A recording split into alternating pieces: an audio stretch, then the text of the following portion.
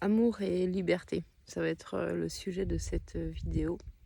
Mais avant tout, je tiens à te dire que je déclare la saison des bonnets officiellement ouverte. Voilà, parce que c'est l'automne et que ça commence pour de vrai. Et que je kiffe les bonnets. Voilà, ceci dit, amour et liberté, c'est deux thèmes qu'on a beaucoup de mal à faire cohabiter. Pourquoi? Parce qu'on a des stéréotypes sur ce qu'est l'amour et des stéréotypes sur ce qu'est la liberté, et que ce sont deux concepts finalement difficiles à définir. C'est un peu des abstractions. Et du coup, ce que moi j'entends par liberté, ce que toi t'entends par liberté, ou ce que l'autre il entend par liberté, ça peut être quelque chose de radicalement différent. Du coup, je te propose de te partager en fait mes définitions et comment on fait cohabiter en fait ces deux concepts-là.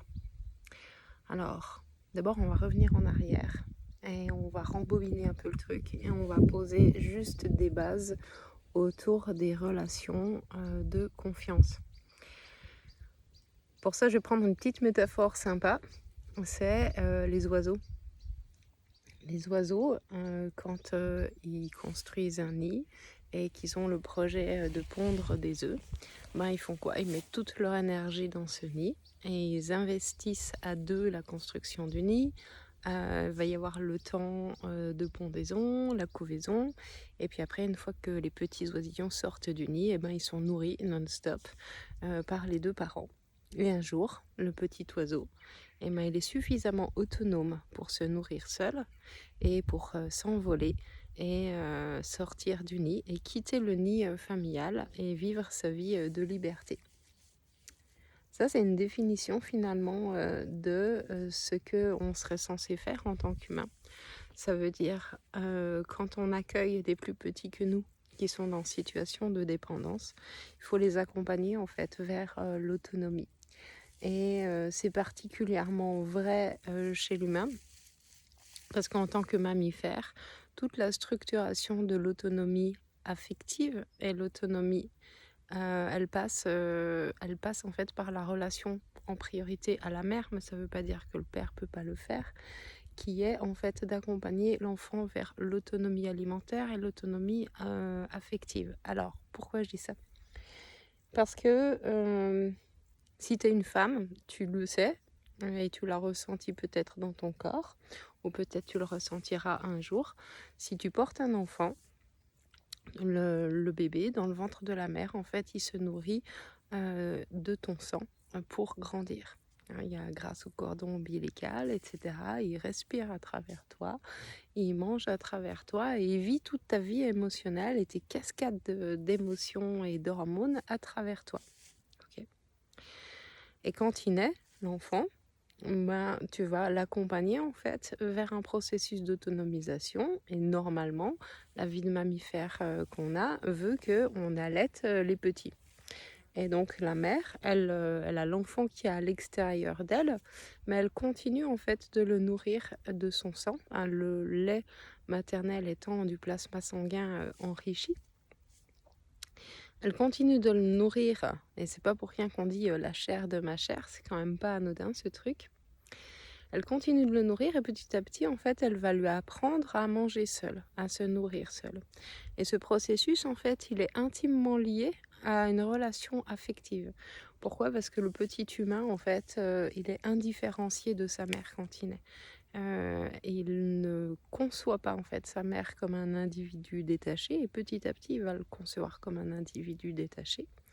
Et il va apprendre, en fait, à idéalement, se nourrir non pas de sa mère, mais de se nourrir de la relation à sa mère. Et après tout ce qui aura été vécu avec la mère ou avec la personne de référence qui a fait ce travail en fait d'accompagnement, de nourrissement et d'autonomie affective, tout ce qui a été vécu là va être transposé à toutes les relations qu'il aura ensuite dans sa vie d'adulte. Sauf que, sauf que, sauf que, en fait, il n'y a pas beaucoup de personnes qui ont été accompagnées avec cette vision-là de je te donne une partie de moi et tu te nourris de moi et petit à petit je vais t'apprendre à te nourrir en autonomie et tu sauras te nourrir non pas de l'autre mais de la relation à l'autre. Ok ? Donc ça, c'est déjà en fait un processus affectif qui va non pas de la dépendance affective, parce que par exemple, un petit bébé, est-ce qu'on peut dire qu'il aime sa mère? En tout cas, ce qui est sûr, c'est qu'il en est dépendant. Et que du coup, il y a des stigmates affectifs qui montrent qu'il en est dépendant. Est-ce que on peut dire que quand on n'a plus besoin de quelqu'un, on peut l'aimer d'une façon différente? Voilà, je pose ce postulat-là. Hein, tu le poses où tu veux dans ta tête, tu peux y revenir. Mais voilà, je te pose cette question. Est-ce qu'on a besoin de l'autre? Est-ce qu'on a besoin de la dépendance à l'autre pour l'aimer?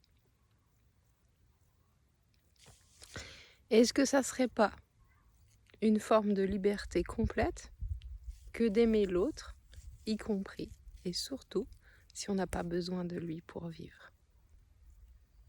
Et là, forcément, il y a tous tes schémas de dépendance affective qui sont en train de grincer des dents.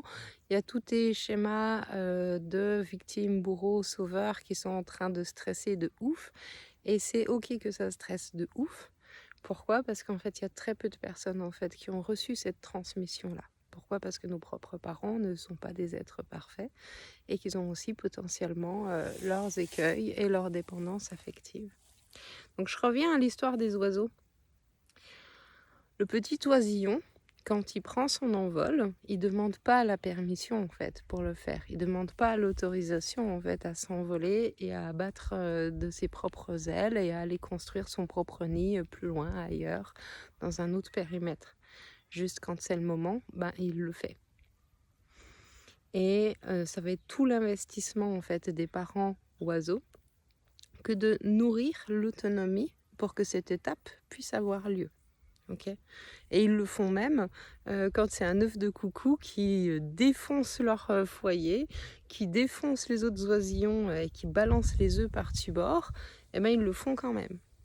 Donc en termes de générosité, si tu veux un exemple dans la nature d'un animal qui donne sans rien attendre en retour, tu peux regarder comment les oiseaux fonctionnent. Ok. Cette générosité-là, c'est intéressant de voir qu'en fait, c'est une structuration de liens. Attention, là, on va poser un niveau différent. On va parler d'hormones et d'hormones du bonheur et de liens d'attachement. Le lien d'attachement, il passe par l'ocytocine. C'est ce que tu as quand tu as un orgasme, c'est ce que tu as quand tu fais des câlins et des hugs, c'est ce que la mère et le bébé vivent quand il y a du pot à pot, quand il y a une tétée, etc. etc. Okay. L'ocytocine, c'est l'hormone de confiance dans le lien. Et donc, quand cette hormone est présente, en fait, ça pose un lien d'amour avec de la confiance. Et du coup, il y a de l'espace pour que chacun vive ce qu'il veut. Quand c'est défaillant, on perd confiance. Okay. Quand il n'y a pas ce contact de proximité, on perd confiance également. Alors, c'est hyper intéressant de savoir que les oiseaux, en fait, c'est est-ce qu'on peut dire espèce? Non, on ne peut pas dire espèce, mais bref, tous les oiseaux, et surtout ceux qui ne sont pas des rapaces, ont un fonctionnement avec les taux d'ocytocine les plus hauts. Donc ça veut dire que tu prends tous les animaux qui fonctionnent avec les systèmes d'hormones de récompense et d'hormones liées au lien. L'animal qui a les taux les plus hallucinants, c'est les oiseaux. Si les tourterelles sont des animaux fidèles qui s'engagent avec un seul partenaire pour toute leur vie et que si leur partenaire meurt, ils se laissent dépérir, c'est parce que c'est des animaux qui fonctionnent avec un lien d'engagement avec de l'ocytocine. Okay. Donc l'ocytocine, ça pose un lien de confiance et ça permet aussi de laisser l'autre vivre sa vie. Jusque-là, tu me suis et du coup, tu te dis oui, mais moi aussi, je fais des câlins et des trucs comme ça, etc. Oui, sauf que Sauf que nous, on a une autre hormone qui est hyper présente et qui permet en fait d'organiser la vie en groupe, en société, parce que je pense que tu as déjà remarqué que les oiseaux, ils ont peut-être des petits clans familiaux, mais il n'y a pas des villages d'oiseaux ou ce genre de trucs, même s'il peut y avoir des cohabitations sur certains lieux, et puis il y a certains oiseaux qui peuvent vivre plus en groupe que d'autres, comme par exemple les corneilles ou les corbeaux, mais c'est principalement ça qui drive leur organisation. L'organisation sociale de l'humain, elle a besoin en fait de jouer en fait non seulement sur la confiance, mais aussi sur des enjeux de respect. Et là, c'est une autre hormone en fait qui entre en jeu, c'est la sérotonine. Et donc, à chaque fois que tu te sens respecté, à chaque fois que tu sens que tu as ta place dans le groupe et que potentiellement tu as de l'influence sur les autres, que tu peux ouvrir des espaces pour l'autre, que en gros tu peux avoir de l'ascendant sur l'autre, et ben là c'est une autre hormone, c'est pas l'ocytocine en fait, c'est la sérotonine. Chaque fois que tu as envie d'avoir raison, à chaque fois que tu vas avoir le dernier mot, à chaque fois que tu ramènes ton opinion alors qu'on ne te l'a pas demandé, et ben là c'est l'ocytocine qui est au taquet, tu vois. Et des fois, tu as des combos super cool. Ça veut dire que des fois, en donnant ton opinion, ça te permet de te rapprocher de quelqu'un. Et du coup, tu vas pouvoir goûter à de l'ocytocine. Bref, pour nous, c'est plus complexe. Et donc, dans un système familial, ça fonctionne en fait comme un clan de survie. Et donc, je t'invite à te poser la question, est-ce que dans ta famille, c'est plutôt la confiance qui nourrit l'amour? Ou est-ce que c'est plutôt le respect qui nourrit l'amour? Et dans ce cas-là, forcément, tu as un rapport qui est différent à la liberté. Si c'est la confiance qui nourrit l'amour, si ta famille, ça ressemble à un nid d'oiseaux, où en fait, tes parents ils t'ont donné à disposition ce dont tu avais besoin pour grandir et pour être autonome, et que le jour où tu as pris ton envol, ils étaient super contents pour toi et ils ont kiffé de ouf te voir t'envoler, et bien là, tu sais que en fait, tu as grandi avec un lien prédominant sur de l'ocytocine. On est d'accord, tout ce que je raconte là, c'est juste une grosse réduction, et que si tu veux aller plus loin là-dessus, il y a plein de livres et plein de trucs super intéressants. Mais moi, je te fais pas une conférence scientifique, je te fais un petit résumé pour que tu voies comment ça marche dans ton cerveau et comment en fait ça peut prédisposer notre système de croyances. Et donc, si dans ta famille, c'était plutôt celui qui avait raison qui dirigeait, si dans ta famille, il était important en fait de se conformer à certaines règles de la famille ou certaines règles qu'on pensait être des règles de société, et si dans ta famille, il fallait demander la permission de prendre la parole quand toute la famille mangeait à table, et tu sais que tu es plutôt dans un système où c'est la sérotonine qui domine. Si dans ta famille, le jour où tu as pris ton envol, tu as eu soit des injonctions sur comment il fallait faire et comment il fallait battre des ailes et jusqu'où il fallait aller, ou alors des parents anxieux parce qu'ils avaient peur que tu ne suives pas le mode d'emploi qui se sont évertués à te donner toute ta vie, tu sais qu'en fait, la dominante, elle était plutôt basée sur le respect. Donc, respect ou confiance, en vrai, on a besoin des deux. En vrai, on a besoin des deux. Et de toute façon, en tant qu'être humain, notre cerveau, il fonctionne avec les deux. Mais donc, pour revenir au thème de départ, liberté et amour,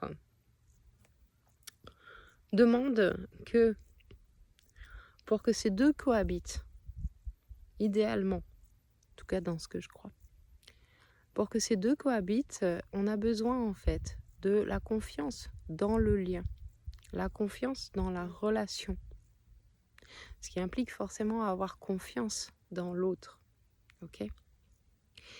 Mais on a besoin aussi de mettre du respect autour de notre relation. Et on a besoin également de mettre du respect sur la liberté de l'autre. La liberté, non pas de faire nawak, mais la liberté de devenir ou d'être pleinement qui on a envie d'être. Et ce que j'observe dans les accompagnements que je fais en couple, souvent c'est ce qui se passe où il y a une personne qui change son mode de vie et qui se remet au centre de sa vie, qui se donne plus de valeur, qui se focus sur son épanouissement. Forcément, ça fait bouger l'autre personne dans le couple. Et toutes les parties du couple qui se sont construites sur des jeux de dépendance, sur des jeux de on se complète, toi tu fais ça et moi je fais ça. À partir du moment où en fait l'un n'a plus besoin de l'autre, et idéalement il fait les deux, eh ben, il y a besoin de mettre à jour en fait tout le schéma du couple, à savoir faire évoluer le couple vers une relation plus autonome, où on n'est plus sur je me nourris de l'autre, mais je me nourris de la relation à l'autre. Et donc dans ce cas, l'amour implique une capacité en fait à être en confiance dans le lien et un plaisir et du respect pour le processus que vit l'autre, son processus individuel. Et du coup, ça demande beaucoup de communication, parce que s'il y a bien quelque chose qui n'est pas compressible, qu'on ne peut pas accélérer en fait dans notre vie où tout devient virtuel, instantané, etc. Le temps qu'on consacre à l'autre dans la relation, en fait, il est incompressible. Le temps qu'il faut pour bien se comprendre, pour se dire les choses, pour être authentique les uns avec les autres, en fait, il est incompressible. Donc plus une relation évolue en maturité, en autonomie, plus une relation d'amour quitte des schémas de dépendance, d'identification, de loyauté à un système. La loyauté sous-entendu respect.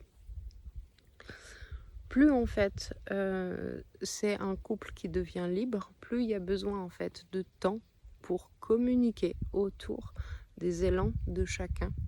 Et on entre vraiment sur un système où il n'y a plus deux personnes qui sont en fusion ensemble, mais on a bien deux individus distincts qui vivent leur propre vie, leur propre chemin d'épanouissement selon leurs valeurs à eux, et un espace de rencontre qui est la relation, qui devient presque une tierce personne en soi. Voilà, tout ça pour dire que liberté et amour, ça peut cohabiter, moyennant que chacun se responsabilise de l'amour qu'il se porte à soi, de ce qu'il estime être son élan de liberté, son élan d'expression dans la vie, son épanouissement. Si tu penses que tu as besoin de l'autre pour être heureux, ça veut dire que tu es dans une dépendance affective. C'est pas grave, c'est le cas de la majorité de l'humanité, c'est pas un problème, mais c'est possible de le faire autrement. Et donc tout ça demande de, avant tout en fait, retourner à soi, reposer en fait des bases solides sur qu'est-ce qu'est la confiance. Autour de la thématique du respect dans le couple, c'est hyper important de savoir quels sont les interdits, en sachant qu'en fait on peut les faire bouger. Je donne toujours cet exemple parce que ça parle à tout le monde. Le couple idéal, c'est pas un couple qui est fidèle à tout prix. Et le couple idéal, c'est pas un couple d'amour libre.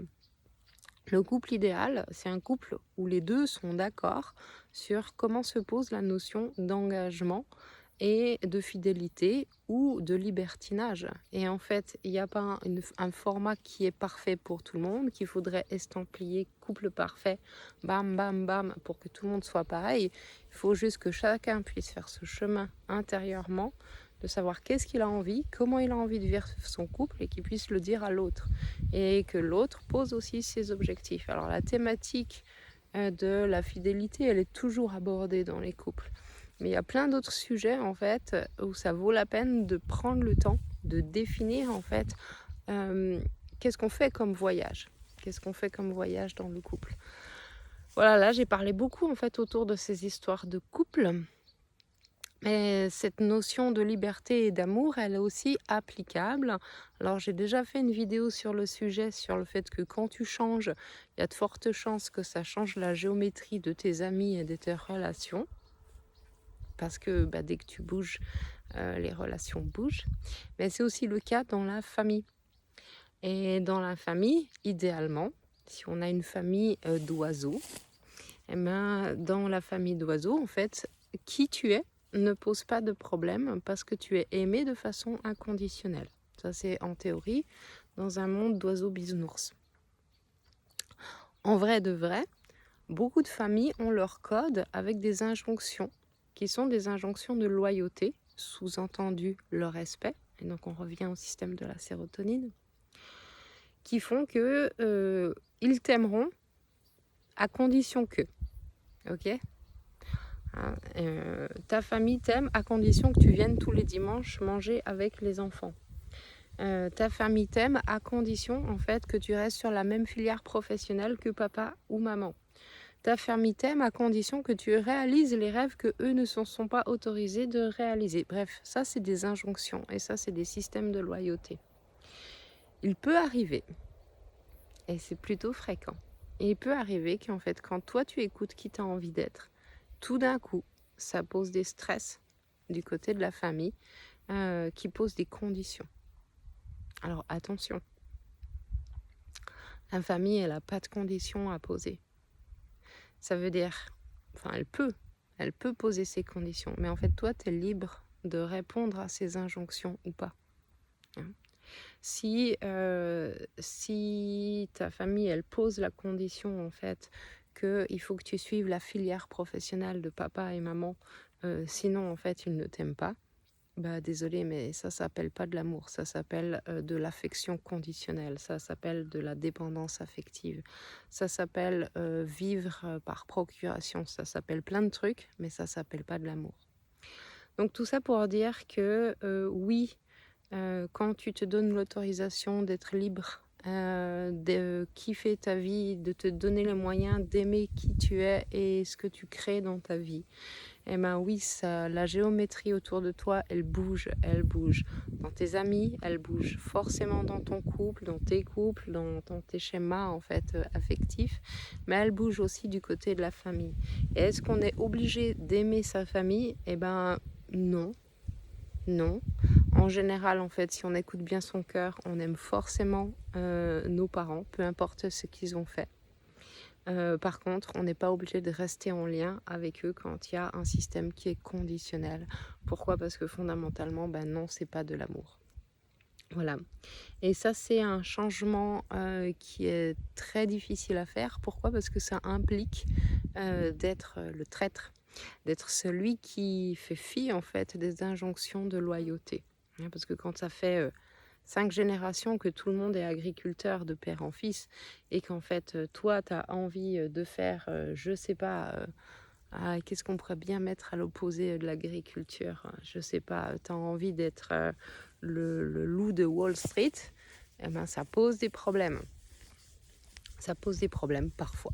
Et des fois pas, hein. Des fois, il y a des familles qui sont OK avec le fait que tu peux devenir qui tu veux. Pourquoi? Parce que c'est des familles d'oiseaux où il y a beaucoup de confiance et il y a suffisamment de confiance que l'autre va vivre une vie qui lui convient, qu'on se réjouit du bonheur de l'autre. Et c'est ça, en fait, la question de fond. C'est les gens qui t'aiment sont des gens qui se réjouissent de ton bonheur, peu importe quelle forme ça prend. Donc à partir du moment où il y a des personnes qui te posent des interdits sur des choses qui sont essentielles pour que tu t'épanouisses, ben je t'invite à remettre en question la notion d'amour et d'y voir plutôt quelque chose de l'ordre d'un système de loyauté, de respect et de l'affection, de l'ordre de la dépendance, de la sympathie conditionnelle. Voilà, c'était un peu première vidéo de reprise. C'était un peu freestyle brouillon. Donc c'est fort possible qu'il y a plein de trucs que tu n'as pas compris. Parce que je crois que j'ai dit plein de trucs super décousus. Et c'est pas grave parce que c'est ok de faire des trucs comme ça aussi. Et donc vas-y, pose tes questions. Mets tes commentaires, dis-moi ce que ça te fait et comme ça moi ça me permet d'aller plus loin et de zoomer sur un sujet précis et de faire une vidéo sur ce sujet précis. Mais là en gros on a brossé la thématique de liberté et d'amour, ce qui revient finalement à parler de relations saines et d'autonomie affective. Voilà, et dis-moi ce que t'en penses ici, c'est cool. Ciao ciao.